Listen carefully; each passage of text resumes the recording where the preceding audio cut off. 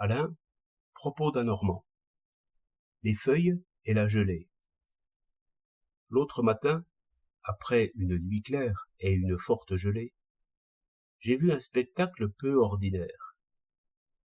Un grand frêne avait perdu toutes ses feuilles.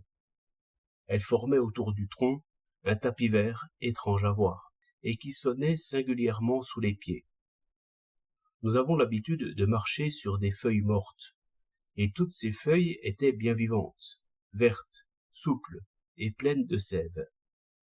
Comme je me promenais en compagnie d'un vieil ours des bois qui a vu beaucoup de choses, je lui dis « Vieil ours, d'où vient ce que les feuilles sont encore vertes en novembre ?» J'ai souvent observé, me répondit-il, que les feuilles jaunissent moins vite quand l'automne est sec et ensoleillé. Cela prouve que ce n'est point le soleil qui fait jaunir les feuilles, et du reste ce n'est guère vraisemblable. J'ai plutôt idée que c'est le soleil qui fait monter l'eau à travers les troncs et les branches en desséchant les feuilles. Et cette bonne eau, chargée d'essence de fumier, si je puis dire, est justement ce qui dépose dans les feuilles cette chose verte, élément essentiel de la chimie des végétaux. Si au contraire le soleil se cache derrière les nuages, et si les arbres sont enveloppés d'une buée humide, l'eau ne peut plus sécher sur les feuilles. La bonne eau de fumier ne monte plus pour remplacer celle qui s'évapore. La chose verte s'use, la plante cesse de se nourrir, et la feuille jaunit. C'est donc vraisemblablement l'humidité de l'automne qui fait jaunir les feuilles. Car vous voyez que ce n'est pas non plus le froid, dit-il, en me montrant une feuille verte. Le froid les fait tomber, mais ne les fait pas jaunir.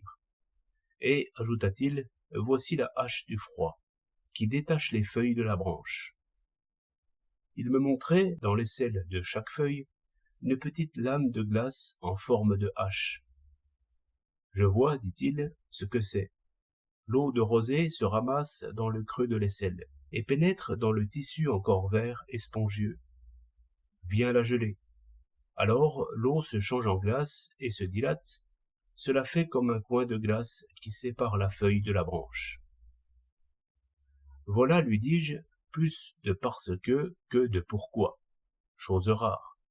Mais, puisque vous êtes en train, vieil ours, dites-moi pourquoi ce bel automne a pris figure d'hiver si vite. Oh oh, dit-il, cela vient de trop loin pour que j'y voie clair tout à fait. Pourtant, je me rappelle qu'en voyant ce ciel clair d'octobre, j'ai sorti ma fourrure.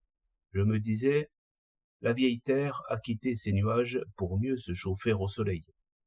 Elle ne les remet point la nuit, et c'est par les nuits claires que la terre se refroidit. Cela est sans inconvénient quand les jours sont longs et les nuits courtes, mais maintenant les jours sont courts et les nuits longues. La terre perd plus qu'elle ne gagne, à se promener ainsi sans nuages. Il faut donc payer maintenant les beaux jours d'octobre, ajouta-t-il en battant la semelle. 18 novembre 1908.